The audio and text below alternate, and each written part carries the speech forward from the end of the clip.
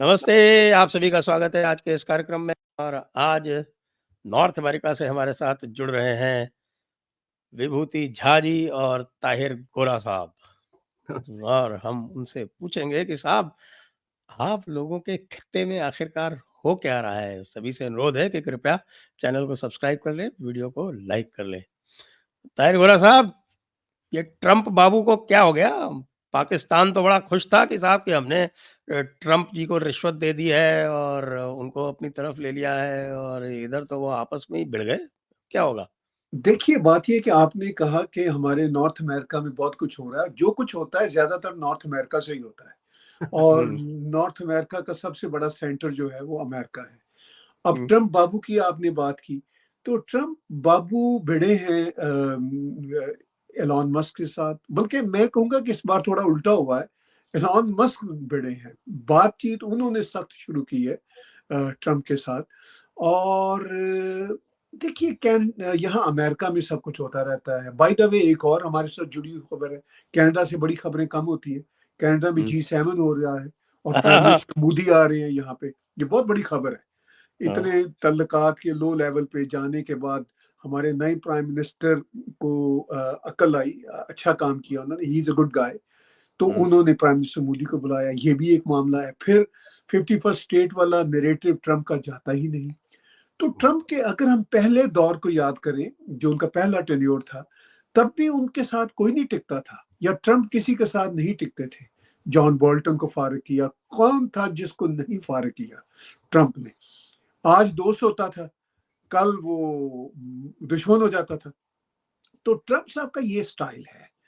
और इशू ये है कि विभूति भाई शायद वहाँ के लोकल पस मंजर में ज़्यादा बेहतर तौर पर बता सके, मगर मैं भी बहुत अमेरिका आता जाता रहता हूँ। 45 मिनट की ड्राइव पे रहता हूँ अमेरिका से, और हुँ। हम अमेरिका से उतने ही कनेक्टेड रहते हैं, आजकल ज़्यादा ही कनेक्टेड हैं, क्योंकि ट्रम्प हमें 51st स्टेट बनाना चाहते हैं। तो मैं आज ही अपने टीवी पे कह रहा था कि जो मार्क कार्नी ने, हमारे प्राइम मिनिस्टर ने प्राइम मिनिस्टर मोदी को बुलाया, तो यहाँ जो खालिस्तानी एलिमेंट्स ने सोशल मीडिया पे लिखा कि भाई ये क्या बात हुई कि आप जब आपने खुद कहा था कुछ हुँ, महीने पहले, आई मीन कैनेडियन गवर्नमेंट ने, कि हुँ, यहाँ पे इंडियन गवर्नमेंट इन्वॉल्व है, तो मैंने उसको सवाल उल्टा दिया। मैंने कहा भाई तुम भारत की फिक्र छोड़ो, अब अमेरिका तुम्हें हड़प करने को तैयार है, तुम उस पर बोलते नहीं हो। हुँ, अमेरिका तुम्हें 51st स्टेट बनाने की बात करता है, टैरिफ रोज लगते हैं, कभी कम होते हैं, कभी बढ़ जाते हैं।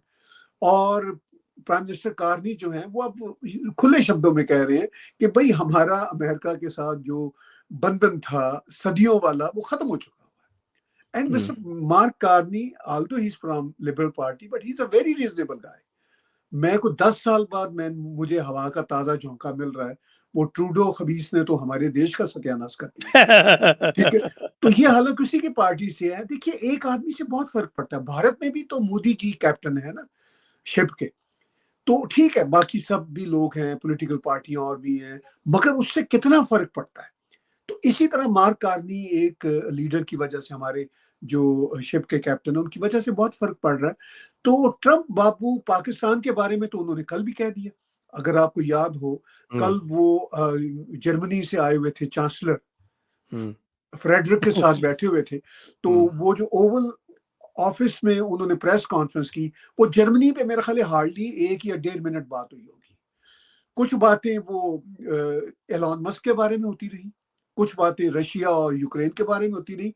और फिर उन्होंने, देखिए, ट्रम्प जंगें रुकवाना चाहते हैं, कोई जंग नहीं रुकवा सके ना वो रुकवा सके हैं वहां पे मिडल ईस्ट में कुछ काम काम डाउन कर सके, ना वो यूरोप में काम डाउन कर सके। पाकिस्तान का वो क्रेडिट ले रहे हैं, भारत पाकिस्तान का, हालांकि अच्छा, उसमें उनका कुछ पाकिस्तान भी की जंग अलग है। इसलिए रुकी क्योंकि पाकिस्तान को बुरी तरह से पीट दिया भारत ने, इसलिए रुक गई। पाकिस्तान पिट गया, बुरी तरह पिट गया, सब कुछ हो गया, और वो आनन फानन हुई और आनन फानन खत्म हो गई। तो ट्रम्प ये सोचता है कि भाई मैं तो क्रेडिट लेना चाहता हूँ, क्रेडिट कहीं से मिल नहीं रहा, इन दोनों से मुझे मिल जाएगा क्रेडिट।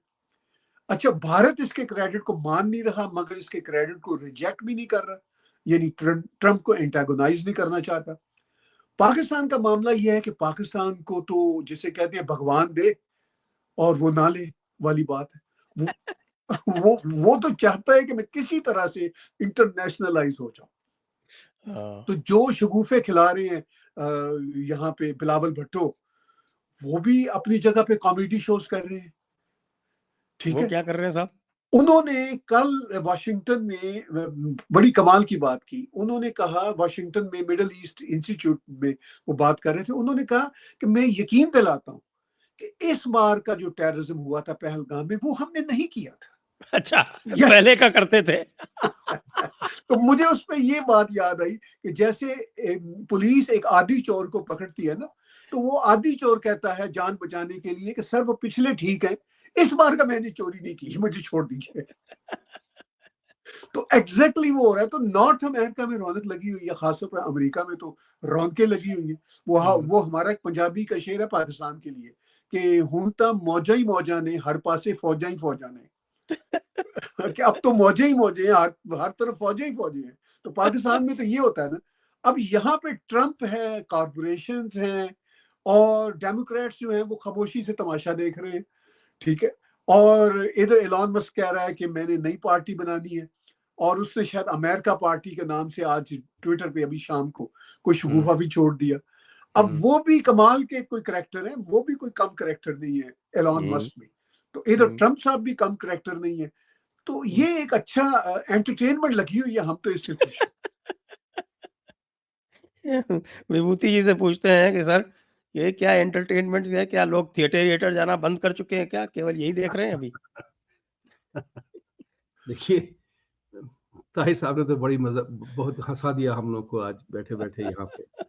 तो सीरियस मामले को जब हंसी में बदल जाए तो कहते हैं कि उस शख्स की जरूर हमें तारीफ करनी चाहिए कि ताहिर साहब जो है, तारिक साहब जो है, जो अपना ताहिर साहब जो है जी वो अपना मजाक इस तरह से उड़ा देते हैं। बिलावल भुट्टो की जहां तक बात है, बंदा क्या करेगा बेचारा। उसकी माँ की हत्या की गई, उसके बाप की, उसके दादा की हत्या की गई, इसकी जान के लाले पड़े हुए हैं खुद के मिलिट्री के नाम पे। इमरान खान अंदर बैठा हुआ है, तो सबको पता है कि वहां क्या आ रहा है। उसी कारण से मैंने कहा भी था, किसी शो में कहा मैंने, इस बात की चर्चा की कि अब फरूक अब्दुल्ला और उमर अब्दुल्ला और महबूबा मुफ्ती के जो रुख बदले हैं, मंदिर जाने लगे हैं, तो उनको ये तो पता चल गया कि भैया कुछ भी हो, पाकिस्तान की मिलिट्री का नहीं चाहिए हमें, क्योंकि हमें भी अंदर कर देंगे तो बेचारे उमर का क्या हाल होगा, सोचिए। तो इस हिसाब से करके यहाँ पे जो हो रहा है वो सही, गोरा साहब ने सही बात कही कि यहाँ पे तमाशा हो रहा है। ट्रंप अपने तमाशबीन हैं और उन्होंने पूरा तमाशा किया हुआ है यहाँ पे। तो क्रेडिट जहां तक इंडिया का लेना हुआ, हम और आप सब जानते हैं कि वो तो मजाकिया बात थी बिल्कुल।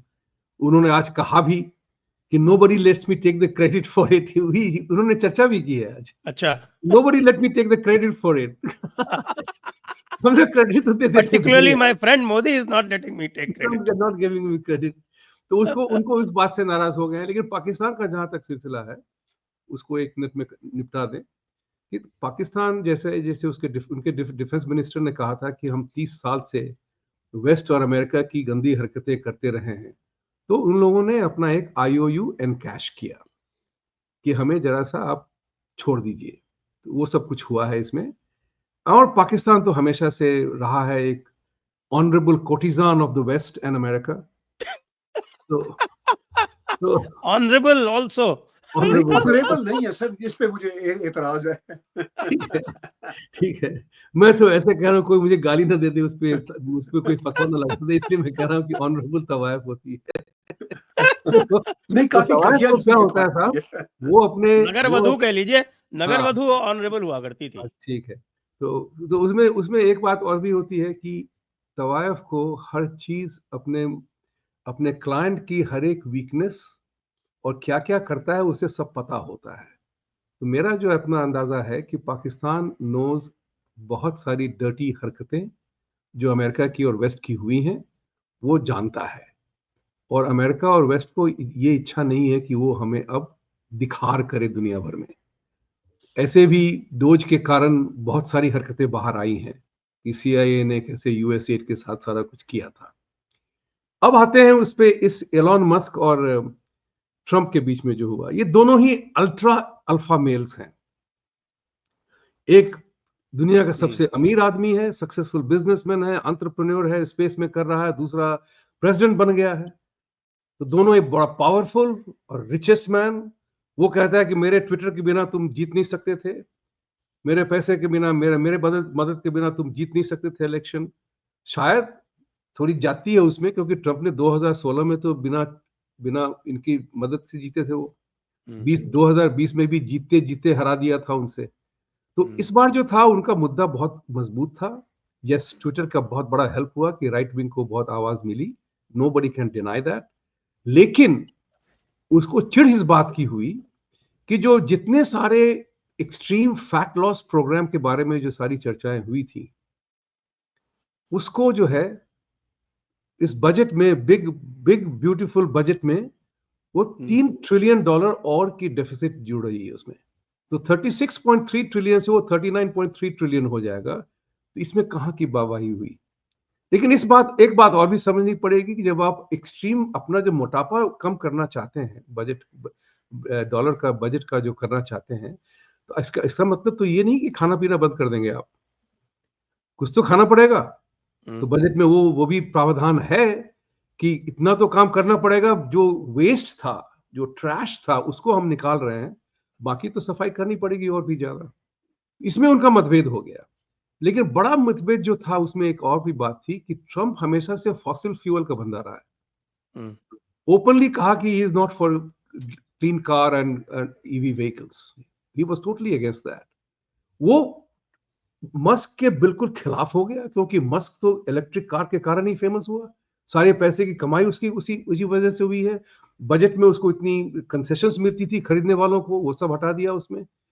तो इसके कारण से उसको बड़ी लात लगी, और जब उसने पैसे इतने डाले हैं कैंपेन में, तो वो चिढ़ गया उस बात से।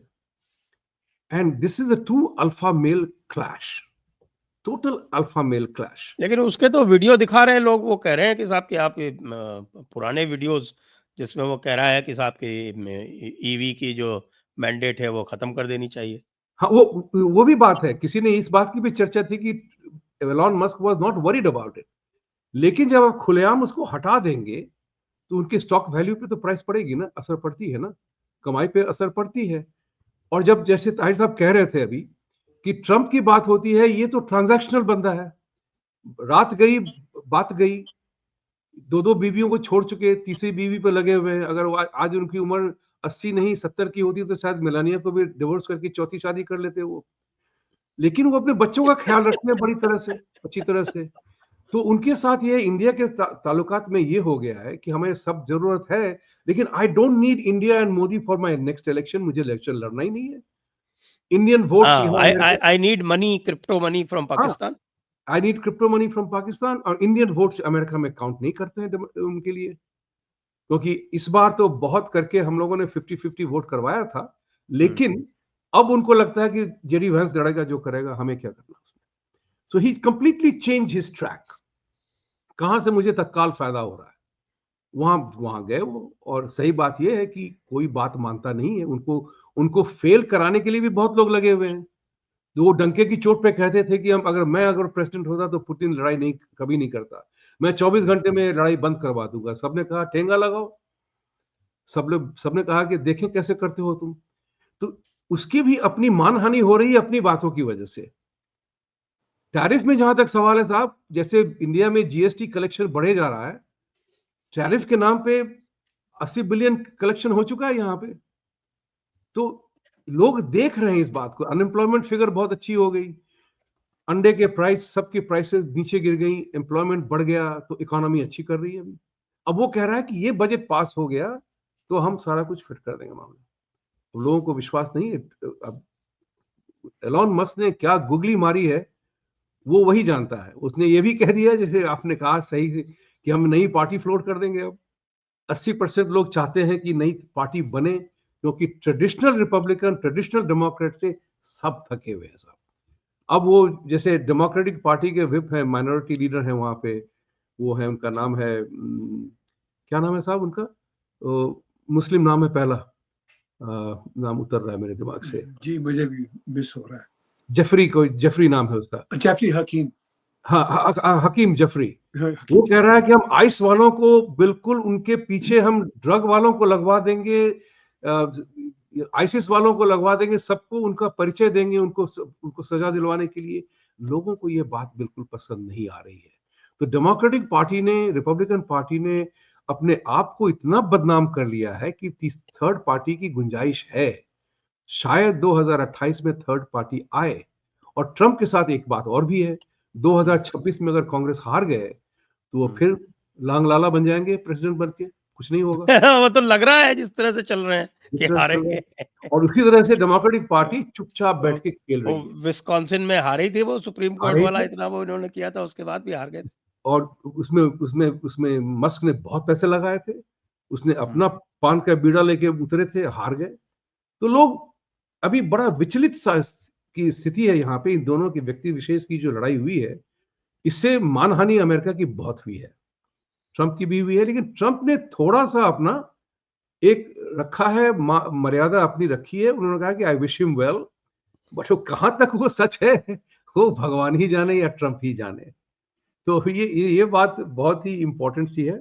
और एक बात और है साहब, मैं ये इस बात को इंट्रोड्यूस करना चाहूंगा, क्योंकि हम लोग सब डेमोक्रेसी लवर्स हैं। डेमोक्रेसी एज अ वेनरेबल, बहुत विद्वान अमेरिकन ने मुझे कहा था, उन दिनों मैं भारत का निवासी था, भारतीय था, यहाँ पे ग्रीन कार्ड था मेरा उसमें उन दिनों। उन्होंने कहा कि तुम्हारे देश का दुर्भाग्य है कि तुम्हारे यहाँ हजारों पॉलिटिकल पार्टीज होती है, हमारे देश का दुर्भाग्य है कि हमारे दो ही सिर्फ पार्टी है, सिर्फ दो पार्टी। दो ही पागल है, हमको उसी हाँ, में से और चूज करना है। उसने कहा भी था, he told me also कि one is stupid, the other is pure evil। तो आप देख ले कौन स्टूपिड है, कौन evil है। हम ऑब्वियसली स्टूपिड को बिलोंग आप नहीं करते कह सकते, हम समझ सकते हैं। हैं। ताहिर वोरा साहब से पूछ लेंगे।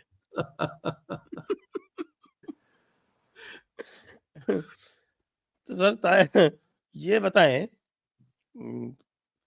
कि ये जो हमारे ट्रम्प साहब ने जो भारत से जो रवैया अभी अपना रखा है, तो अब भारत की जो ट्रेड डील होनी थी, वो भी लगता है कि भारत ही अब कोई बहुत ज़्यादा आगे नहीं बढ़ा रहा है उसको, क्योंकि ट्रम्प साहब ने तो क्लेम कर दिया था कि हाँ, हमारे हो गई, और ज़ीरो टैरिफ कर दिया उन्होंने, सब कुछ कर दिया। उसके बाद डॉक्टर जयशंकर का स्टेटमेंट आया कि a trade deal has to be mutually beneficial. तो उससे ऐसा इंडिकेशन आया कि साहब कि ये एक तरफ़ा मामला होगा नहीं, और वैसे भी आप जानते हैं कि मोदी साहब जो हैं, वो एक तरफ़ा मामला कोई करते नहीं।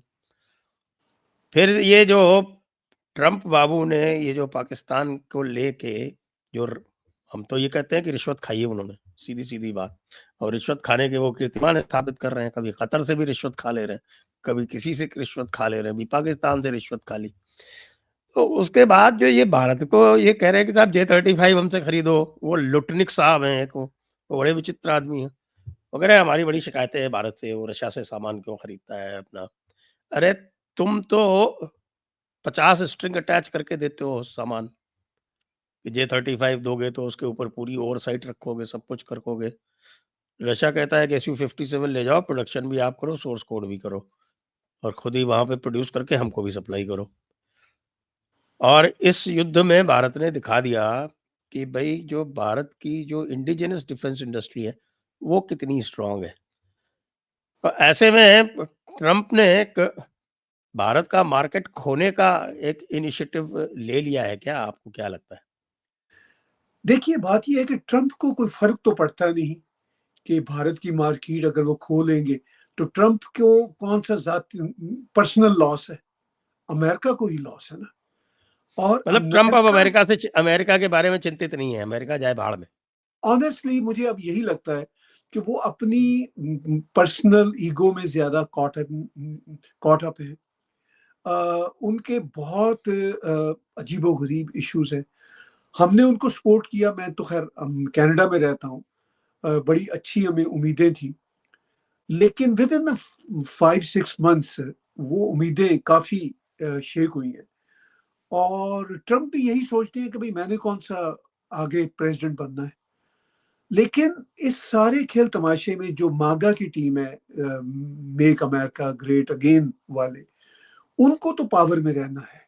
रिपब्लिकन्स को तो आगे अपना पॉलिटिकल फ्यूचर सोचना है।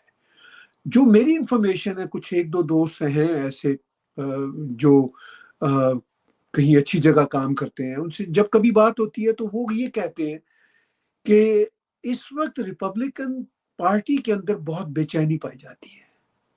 एक तो जैसा अभी विभूति भाई ने कहा कि मिड टर्म इलेक्शन अब 1.5 साल बाद होंगे, तो मिड टर्म इलेक्शन की जो कैंपेन है वो इन नेक्स्ट 6 मंथ में शुरू हो जाएगी। 6 महीनों बाद वो फिर 1 साल वो कैंपेन चलती रहेगी। तो पार्टी के अंदर एक बेचैनी है रिपब्लिकन्स के अंदर। इवन जेडी वैंस के बारे में भी सोशल मीडिया पे खबरें आती रहती हैं, वो भी ही is a wise guy, young chap, लेकिन वो भी परेशान है।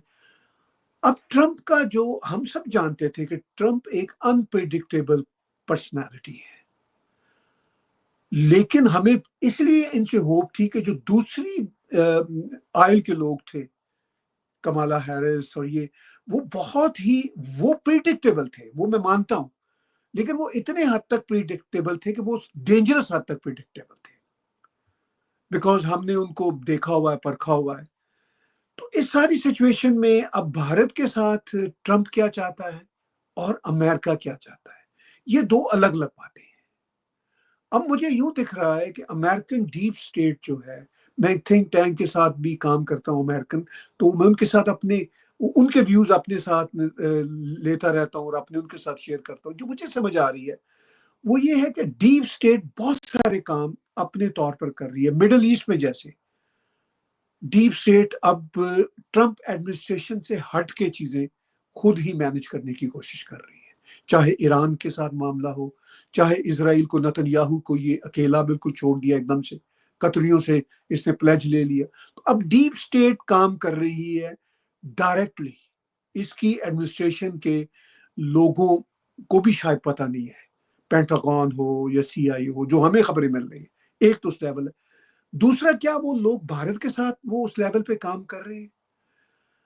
भारत के साथ मुझे यूं लगता है कि ट्रंप को और डीप स्टेट दोनों को ये फीलिंग होती है कि भारत से हमारा माल नहीं बनना। भारत एक बहुत ही स्ट्रेट फॉरवर्ड देश है और मोदी जी की लीडरशिप में तो काफी स्ट्रेट फॉरवर्ड देश है।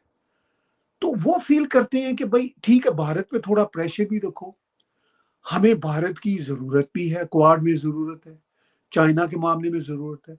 इधर वो चाइना से भी बातचीत करते रहते हैं। देखिए, अमेरिका के बारे में अगर हम ये समझे कि अमेरिका में कुछ ब्लैक एंड व्हाइट है, बिल्कुल पॉसिबल नहीं है। इट डजंट मैटर कौन वहां पे प्रेसिडेंट है। अमेरिका के कई लेयर्स हैं और वो सभी लेयर्स जो हैं वो अपने अपने लेवल पे प्ले अराउंड करती रहती है।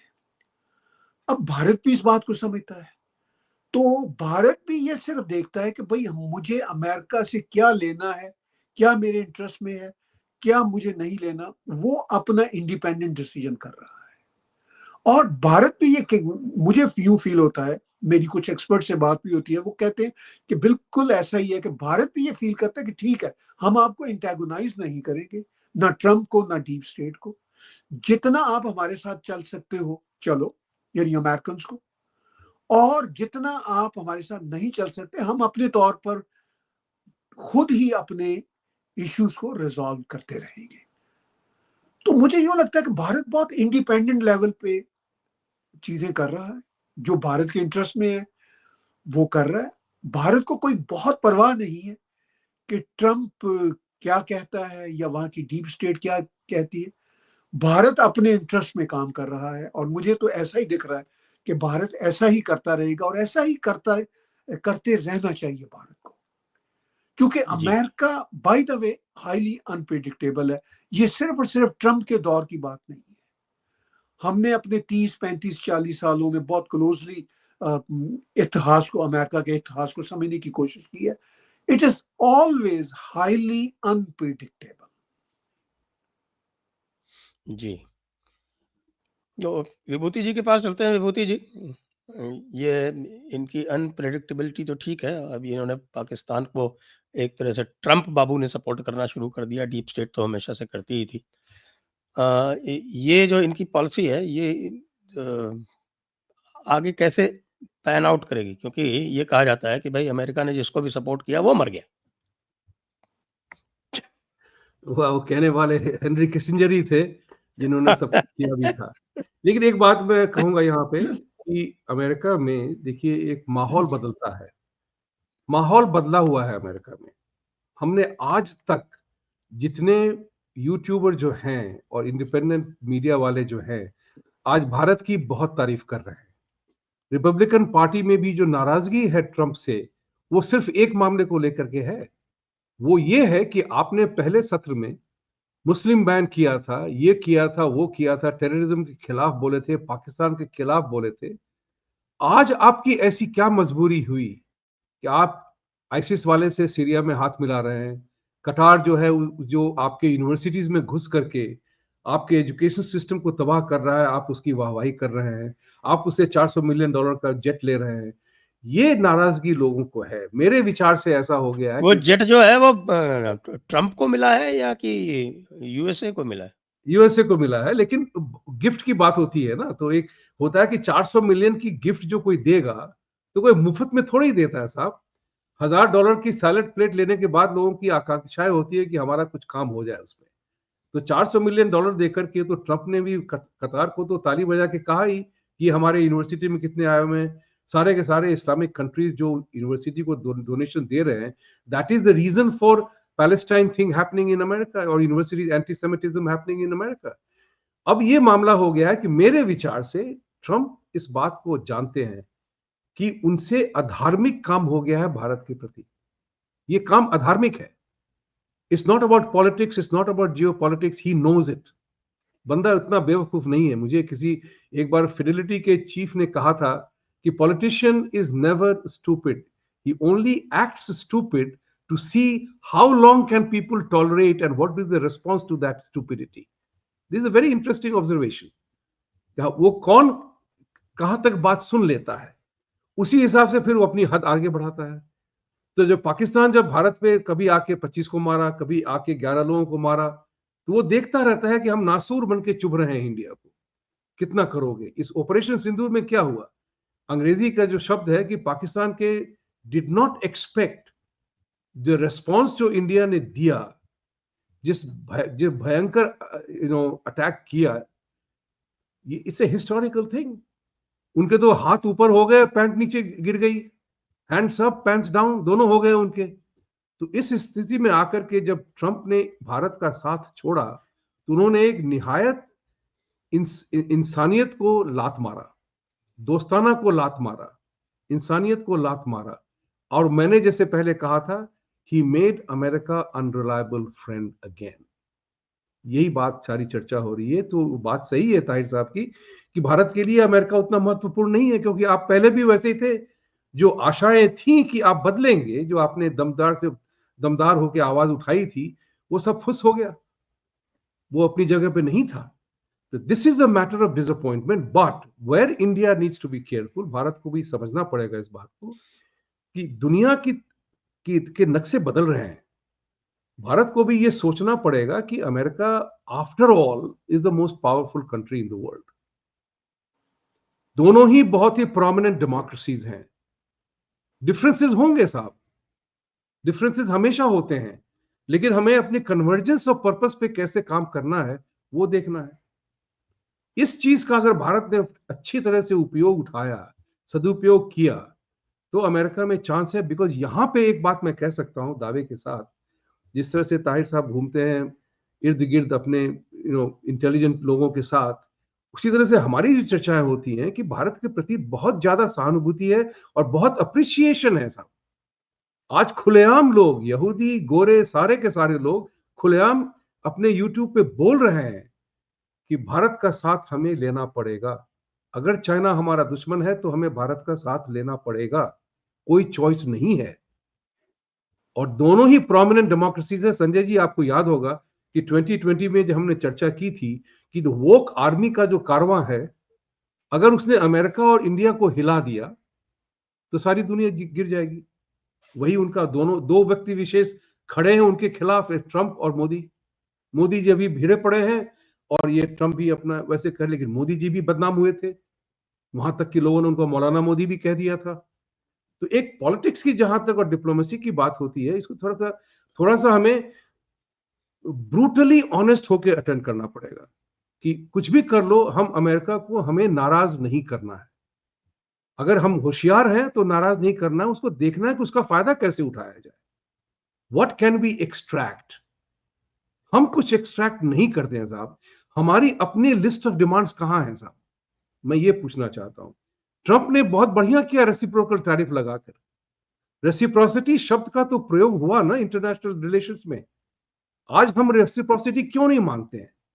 उमर अब्दुल्ला से, जब उमर अब्दुल्ला कहता है कि हम ये 27 लोगों की जो हत्या हुई हम उनका मेमोरियल बनाएंगे, तो मैंने उनको ट्वीट किया कि आप उनके लिए मेमोरियल क्यों नहीं बनाते जो 5 लाख लोगों को आपने भगवा निकाला था वहां से, उनके लिए मेमोरियल बनाइए। तो जब तक हम डिमांड नहीं करेंगे तो हमें मिलेगा कुछ नहीं। जैसे मैंने एक अपने मुस्लिम दोस्त को यहाँ कहा कि जब तक तुम अपने शब्दावली से काफिर शब्द नहीं उतारोगे तो ना हम तुम्हें दोस्त मान सकते हैं, ना अपना रिलायबल नेबर मान सकते हैं।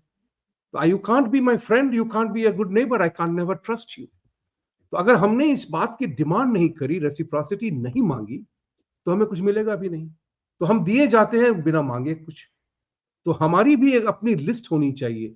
अपने दोस्त आशा जडेजा ने उनकी जो है ना वो लटविक की 4 मुद्दों को आशा जडेजा ने फेसबुक पे डाला। मैंने उनको जवाब दिया, वो देखा था मैंने। देखा था ना आपने? मैंने आशा जी को लिखा भी कि हमारी भी 4 आइटम्स हैं, अगर लटविक जी मान जाए उस बात को तो हम भी उनकी चारों बात मान जाए। वो मानेंगे क्या? कौन सी है हमारी 4? I did not tell at that time, but I said if he is willing to listen, then I'm going to make my own demand because I know my 4 demands.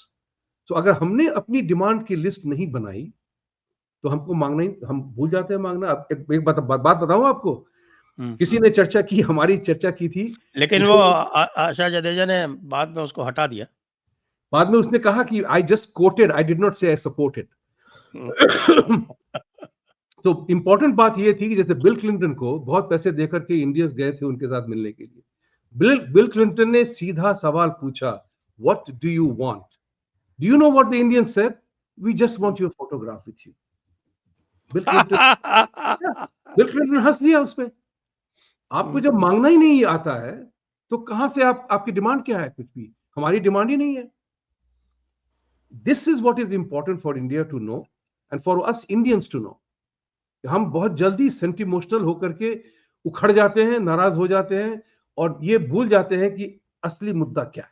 अगर आपसे अगर कोई पूछे कि आपकी क्या 4 डिमांड्स हैं इंडिया के बिहाफ पे, तो क्या बताएंगे? मेरा पहला डिमांड तो सिंपल सा ये है कि आप हमारे दुश्मन को अमृत देकर के उसको जिंदा नहीं रख सकते हैं।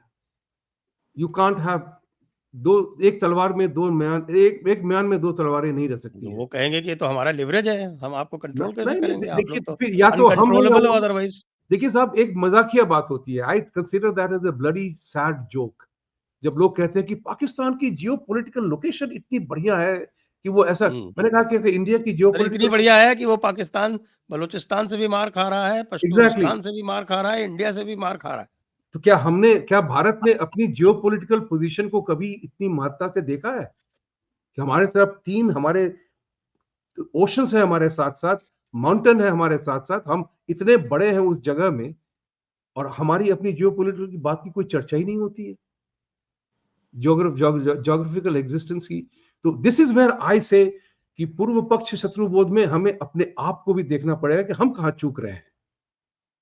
That is what is important for us as India lovers of democracy, as lovers of Sanatan. We have to also know हम कहां चूक रहे हैं। अगर हमने अपनी चूक न समझी तो फिर इसी तरह से Pakistan the courtesan of the west, हम उसके कोटिजान भी नहीं है।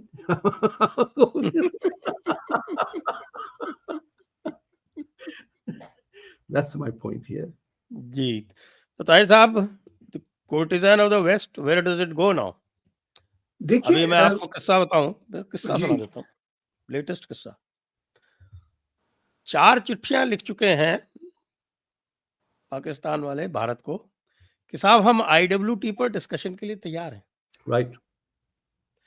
और भारत जो है रिस्पांस नहीं दे रहा है। ये वही लोग हैं जिनसे 4 साल से इंडिया कह रहा है कि भाई इसको जो है वो डिस्कस कर लो, इसमें मॉडिफिकेशंस चाहिए, तो उसका जवाब नहीं दे रहे थे। अब कह रहे हैं हम तैयार हैं, तो मतलब ये दिखा रहे हैं कि जब तक इनके लात नहीं मारो तब तक ये बिल्कुल रिस्पॉन्स देते नहीं है। एग्जैक्टली। मैं उसमें भी आता हूँ, लेकिन मैं जो बड़ा इंपॉर्टेंट नुक्ता विभूति बाई ने छेड़ा हमारे अपने भारतीय बहनों भाइयों का, वो कुछ अपनी डिमांड नहीं रखते।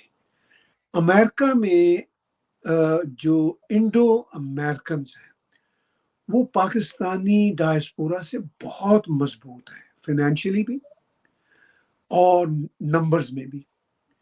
लेकिन जो मुझे साफ दिख रहा है, पाकिस्तानी लॉबिंग करने में अभी भी इंडो अमेरिकन से आगे निकल जाते हैं। ये जो कुछ ट्रम्प कर रहे हैं इसमें भी लॉबिंग का है। कुछ पाकिस्तानी बिजनेसमैन हैं, वो खबरें भी आ रही हैं, कंफर्म भी हो रही हैं, जो मतलब ऑफ कोर्स कुछ ना कुछ बिजनेसमैन हर कम्युनिटी में कुछ ना कुछ $1-2 बिलियन वाले होते ही हैं। तो भारत के जो बिलियनर्स हैं वो तो बेतहाशा हैं। पाकिस्तान के 2-3 हैं सिर्फ वहां पे, और वो पैसा खर्च कर देते हैं, लॉबी हो जाती है। मैं पर्सनली इसको वॉच करता रहता हूँ। मेरे जो भारतीय बहन भाई जो खासतौर पर बिजनेस में आइकॉनिक हैं, सब कुछ है, वो बातें तो कर रही हैं, इमोशनल भी हैं, खुश भी हो जाते हैं, फिर नाराज भी हो जाते हैं, मगर मुझे साफ दिखता है कि वो इन्वेस्ट नहीं कर रहे उस रेशो पे, जबकि उनके पास रिसोर्सेज कहीं ज्यादा है पाकिस्तानियों से। तो जहां भारतीय गवर्नमेंट का कुछ रिस्पॉन्सिबिलिटी है, वहां रिसोर्सफुल डायस्पोरा के लोगों की भी रिस्पॉन्सिबिलिटी होती है। वो बिल्कुल नहीं हो रहा। कनाडा में तो खैर मैं बिल्कुल फर्स्ट हैंड एक्सपीरियंस कर रहा हूं। कनाडा में पाकिस्तानी कम्युनिटी छोटी कम्युनिटी है, मगर उनके 6 मेंबर पार्लियामेंटेरियंस है, और भारतीय कम्युनिटी उनसे 3 to 4 टाइम्स बड़ी है, और उनके 2 मेंबर पार्लियामेंटेरियन हैं, और उनके बारे में भी यकीन नहीं है कि वो भारत की बात करते होंगे। तो ये वो तारिक फतेह साहब कहा करते थे ना कि भाई इनको तो सीईओ बनना है जी और खूबसूरत लड़की से शादी करनी है, और बस बस यही यही जी। इनको करना है। तो वो एक बहुत बड़ा मसला है। एक तो खैर मैं ये बात करना चाहता था। अब उस आप ने पूछा कि वो जो कंक्यूबाइन है वो कहाँ जाएगी, जो जो हाँ कनीज है या जो तवाइफा है, उसका क्या बनेगा। देखिए वो तो सारे बाजार ऑलरेडी बैठी हुई है, उसको कोई शर्म लिहाज नहीं है। अभी कोई 3-4 रोज पहले पाकिस्तान के प्राइम मिनिस्टर ने कहा था, और इससे पहले भी वो कह चुका है, अभी 3-4 रोज पहले उसने कहा है, पाकिस्तान फौज से एड्रेस करते हुए उसने कहा कि अब हम चाइना के पास, सऊदी अरब के पास, यूएई के पास, कतर के पास, टर्की के पास बैगिंग बॉल लेके नहीं जा सकते। ये मेरे शब्द नहीं है, वो उसने बोले हैं 4 रोज पहले। उसने कहा कि they don't expect us to take begging bowl in front of them. वो कहते हैं कुछ धंधे की बात करो। तो जो उनके इत्तेहादी देश हैं, चाइना, वो खुद कहा प्राइम मिनिस्टर पाकिस्तान ने, उसने कहा कि वो हर बार हम उनको टेस्ट करते हैं, वो हमारा अजीम फ्रेंड है, मगर वो हमें अब कुछ हमारे कशकोल में पैसे डालने के लिए तैयार नहीं है। लेकिन ये जो भिखारी है या तवाइफ है या किराए के कातिल है, ये अब बैठे हुए हैं बिल्कुल चौराहे पे। इनसे अगर हम एक्सपेक्ट करें कि कोई शर्म लिहाज करेंगे, ये नहीं करेंगे। अब बलूचिस्तान में इश्यूज हैं, आप और मैं कितनी बार बातें कर चुके हैं, 4 साल से बातें कर रहे हैं। 4 साल से आप कह रहे हैं कि लगता यही है कि अब टूटने वाला है, और मैं आपको 4 साल से कहता हूं कि बड़ा मुश्किल ये काम है, क्योंकि वो जो चौराहे पे बैठे हुए, जिनको कोई शर्म लिहाज गैरत ही नहीं है, ना ह्यूमन राइट्स का कोई प्रॉब्लम है, ना पैसे मांगने में कोई शर्म है, वो तो मारी जाएंगे बलोचों को। अब सवाल यह है कि बलोचों की मदद कौन कर रहा है। आपको जी याद होगा संजय भाई, 4 साल पहले भी मैंने आपके इसी प्लेटफॉर्म पे कहा था कि हमें ये देखना है कि उनकी मदद कौन कर रहा है। वो तो अपनी मदद आप में ही कुछ ना कुछ बेचारे कर रहे हैं, थोड़ी बहुत कहीं से मिल जाती होगी तो मिल जाती होगी। और आफ्टर ऑल एक माइटी आर्मी है उनके सामने, ना उनके पास असला, ना उनके पास पैसा, सिर्फ वो अपने जज्बे से लड़ रहे हैं। तो ये जो चौराहे में बैठी हुई, आप इसको तोइफा कह लीजिए, भिखारी कह लें, बल्कि ये सब कुछ है। भिखारी भी है जहां जरूरत होती है, जहां जरूरत होती है तोइफा भी बन जाना है, जहां जरूरत है किराए के कातिल भी बन जाना है। सऊदियों ने कहा कि लो इतने पैसे लो, हम तुम्हारी फौज को देते हैं, उसे मार के आ जाओ, यमन में मार के आ जाओ। वो भी करने को तैयार है, क्योंकि इनको तो कोई शर्म लिहाज नहीं है। तो इस सारे सीन में भारत तो एक प्रिंसिपल्ड देश है, और जो अमेरिका है वो आपके सामने अनप्रेडिक्टेबल है। चाइना जो है, ट्रांजैक्शनल है। हाँ, चाइना को पाकिस्तान से भी धंधा, पाकिस्तान से तो खैर धंधा नहीं हो सकता उसका, भारत से भी धंधा करना है, और पाकिस्तान को उंगली भी देना है कि लो भाई पंगे करो, तुम्हें थोड़े से जेट दे देते हैं, लेकिन पाकिस्तान को पैसे भी नहीं देते। अच्छा, पाकिस्तान भी, मैं मजे की, पाकिस्तान भी एक ऐसा देश है, वो भी चाइना से पैसे लेना चाहता है, चाइना की गोद में नहीं जाना चाहता। अल्टीमेटली वो अमेरिका की गोद में बैठना चाहता है। मेरा एक क्लास फेलो था ब्यूरोक्रेट, तो वो, हम जाहिर है बचपन में 5वीं जमात में इकट्ठे थे, कहीं अमेरिका में मुझे मिल गया। मैंने कहा तुम लोग तो चाइना की गोद में जा रहे हो। कहने लगा यार वहां से मिलता कुछ नहीं है, मेरे बच्चे चाइना में पढ़ने में इंटरेस्टेड तो नहीं है, वो तो सारे अमेरिका में पढ़ने में इंटरेस्टेड है ना। तो हमें चाइना से बस पैसा मिल जाए, हम, अच्छा ये चाइना को बिट्रे करते हैं, चाइना नोज इट, ये चाइना की गोद में नहीं जाएंगे। ये अमेरिका को बार बार कहते रहते हैं कि प्लीज हमें गोद में वापस ले लो, जिस तरह का चाहे सलूक करो, तुम्हारी गोद अच्छी है, हम तुम्हारी ही गोद में रहना चाहते हैं। थूकेंगे भी तुम पर, तुम्हें काफिर भी कहेंगे, तुम्हें इनफिडल भी कहेंगे, लेकिन जो हमारे साथ तुमने सलूक करना है, हम तुम्हारी तोइफा है, हम तुम्हारी रकीब है। तो यही बात ट्रंप को भी अच्छी लगती है, यही बात अमेरिका को अच्छी लगती है कि इतना ताबेदार वफादार किस्म की राखील कहाँ मिलेगी उनको। Vibhuti ji, your comments. No, he is right about that. एक बात है, लेकिन जो मैं बलूचिस्तान वाली बात कहूंगा कि हम काफी इंडियंस बड़े खुश हुए थे ये खबर देख करके। कहां तक सच या झूठ है मुझे नहीं पता, लेकिन खबर उड़ी थी कि पाकिस्तान जो चाइना जो है बलूचिस्तान से डायरेक्टली डील करेगा ऑन ऑल द मिनरल्स के बारे में। तो बहुत रिपोर्टेड सारे खबर है ये, रिपोर्टेड खबर है, रिपोर्टेड खबर है। तो उसमें बहुत सारे इंडियंस बड़े खुश हुए थे। हमने कहा कि यार इस नहीं बात ये को केवल 2 दिन पुरानी है, वो खुशी कायम है अभी। हाँ, कायम है ना। तो मैंने ये कहा था कि इस बात को समझो कि पाकिस्तान ने चापलूसी से कह दिया चाइना को, तू ही डील कर ले बलूचिस्तान से, मैं तो डील नहीं कर पा रहा हूं, मेरी तो धुलाई हो रही है। इंडियंस को खुश होने की क्या बात थी इसमें? मैं तो चाहता हूं, मैं कहती चाइना अगर वहां घुस गया तो इंडिया न्यूट्रलाइज हो जाएगा। कौन खुश हुआ? Pakistan. This is what sometimes we don't understand the geopolitical play. शतरंज का खेल, हमारे खिलाड़ी शतरंज के वर्ल्ड चैंपियंस हो चुके हैं, लेकिन पॉलिटिकल शतरंज के खिलाड़ी में हम थोड़ा पीछे रह जाते हैं। हमें उससे खुशी नहीं होनी चाहिए थी। मेरे विचार से बलूचिस्तान को भारत को ओपनली मदद करना चाहिए। एक बात और भी है कि चाइना ह्यूमन राइट्स का इतना वायलेशन करता है, क्या डज ही केयर? ठेंगा दिखाता है सारी दुनिया को ह्यूमन राइट्स के वायलेशन के नाम पे। पाकिस्तान की जो मर्जी वो कर रहा है।